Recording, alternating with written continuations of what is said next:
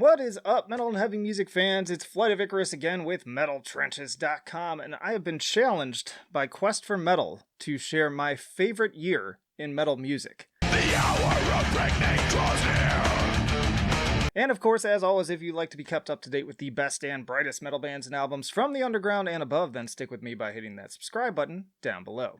Alright, I had to think about this for a while and kind of dig through my iTunes because it's tough. It's tough to just pick one year, but when it came down to it, I really thought about the question in and of itself and was just like, when for me was I kind of like happiest and most excited listening to music, like a newborn babe, you know, that sort of idea. So I know some people from the other channels are probably going to pick years where it's just a ton of great releases, but maybe they weren't listening at that time. And I didn't want to go that route. I wanted to think about a time where I was actually listening to those albums as they came out. So for me, it just made sense to go back to high school. That's where it all like really started to formulate. And me being kind of like once a metalcore fan, always a metalcore fan, like that's where I really came up. So I was sort of digging through my high school years in my iTunes, and when it came down to it, it had to be 2003. I think it was a close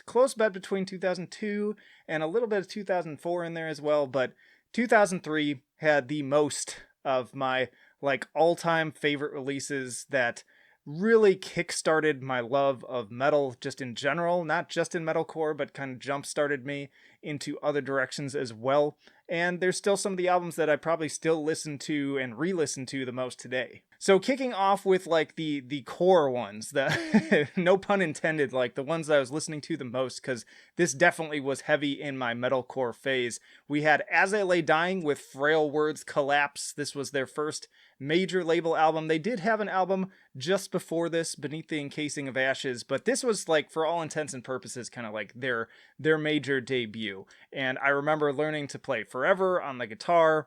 Just a great album. Not their best album. I still think An Ocean Between Us is their best, but still have a lot of love for this album, a lot of memories tied to this, and I might as well also bring up Bleeding Through, This Is Love, This Is Murderous, and I vividly remember, and I've told this story before, going to Hot Topic, because, you know, that's where us high schoolers went on the weekends usually, and so they still had the stand with the music up that you could listen to and sample, and they had Frail Words Collapse right next to This Is Love, This Is Murderous, and I only had enough money for one, and I believe I ended up picking up As I Lay Dying, and then I came back later and picked up Bleeding Through. But man, you know, all joking aside about Bleeding Through, because I know they can be corny, I know they can be a little over the top, they've been inconsistent over the years, but even just the opening track on this album with the sample from the Boondock Saints with This Was a Fucking Bomb, you know, that that whole thing, just it's to this day one of my favorite like gym tracks. If I'm working out, then I'm going to put that track on.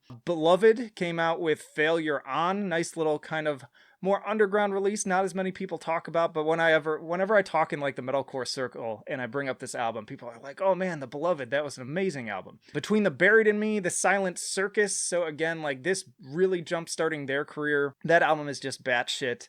I did my Between the Buried in Me tier list. I still rank that one pretty highly. It was one of the craziest, like most technical things I'd ever heard. Like I think a lot of people's introduction to mathcore and more kind of like technical and progressive stuff often was like the Dillinger Escape Plan. But for me, I think that BT Bam album was the the big one for me. The Bled, Past the Flask, excellent album.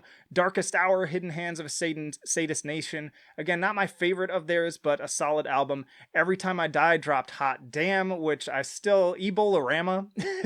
Like that album is just so much fun. And that was when I fell in love with Every Time I Die, and I've bought every single album since. They're all behind me. I cannot wait for the next one.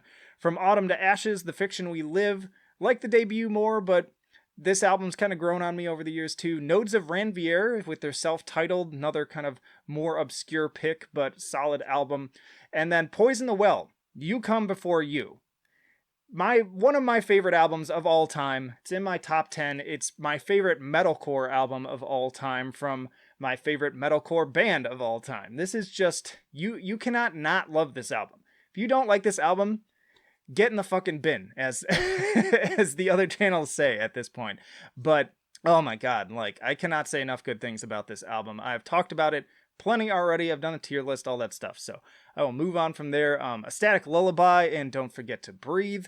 Not metalcore, but moving still kind of like metalcore adjacent, but moving now into more melodic death metal. The Black Dahlia Murder dropped Unhallowed, their huge debut. I still love this album. It's still one of my favorite of theirs. I'd put it in maybe even the top 3 of their albums. It's just a great time. It was definitely not my first melodic death metal album. I almost went with 2002 because Dark Tranquillity's Damage Done came out in 2002, and that is also one of my favorite albums of all time, my favorite melodic death metal album of all time. But this was like the perfect album, fusing kind of the world of melodic death metal with some kind of metalcore vibes too. And yeah, Unhallowed, amazing album.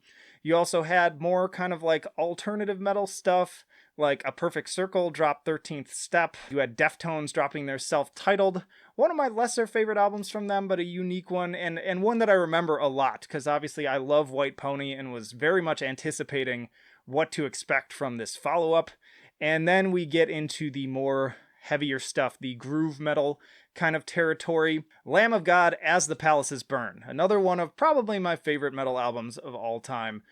My favorite Lamb of God album, it's very close neck and neck with Ashes of the Wake, but I vividly, again, with this theme of having memories tied to these things, my friend and I were in his basement after school watching Headbangers Ball, and the music video for 11th Hour debuted. Like, it was their first time playing it, and we were just awestruck by the just darkness and the weird production that has this storied history behind it. And man, I could jam that album all day long still to this day. Another great gym album too, for sure. The Haunted, One Kill Wonder, another fantastic one.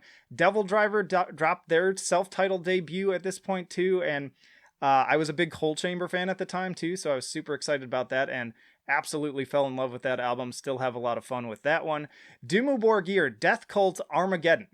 For my money, still the best Dimmu Borgir album. Their most big, bombastic, consistent piece of work. You could not escape the music videos for that one. That was kind of like when they exploded more into kind of mainstream culture, I feel like, at that point, and started my road down symphonic black metal and my love of all kinds of symphonic. I think that was my first exposure actually to like symphonic styled metal of any kind. So big moment there. A couple albums too that came out this year that I came to later on and didn't know at the time, but circled back to: Children of Bodom, Hate Crew Death Roll, Enslaved, Below the Lights. Stunning. Stunning stuff there. It was much later on that I fell in love with Enslaved, but once I came across this album, it was a done deal. Managarm with Dodsford, great folk metal album. Moon Sorrow, Kivin Kantaja, I always butcher the pronunciation of that one, but one of their best albums too. Absolutely love Moon Sorrow. Sixth, Trees Are Dead and Dried Out, Wait for Something Wild. That's all a mouthful. I love Sixth. I prefer the album that comes after this one, but this is a weird experimental thing. I remember it blew my mind when I came to it later on. My first experience of Gent, they were doing basically a more experimental version of what Periphery did almost a decade later. They were ahead of their time. They were too early and people weren't ready for it, I think. So they just didn't get as big, but also very cool stuff. Tomahawk with Mit Gas. They actually had a track on that video game, The Darkness, which I really enjoyed. That's how I think I first discovered Tomahawk, with Mike Patton on vocals. And then Vindir with Lickford, their final album, which I also enjoy quite a bit. So yeah, 2003, all around really solid year. Obviously, particularly a very big year for metalcore and groove metal. And yeah, do with that what you will. I know not everyone on this channel is as into those genres, and obviously since then I've come into like a lot more love of brutal death metal and black metal and all this kind of stuff. But if I'm thinking again about the year that had the most sort of just genuine excitement for me as these releases were just coming out, and I was actually going to the store to pick up a physical copy of the CD, then it has to be 2003. So there you have it.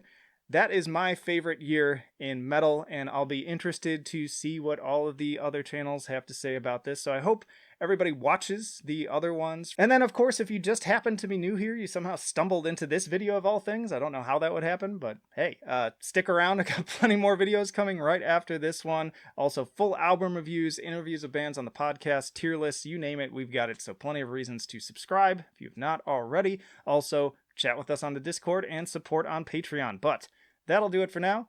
Flight of Icarus signing off. I will see you in the trenches.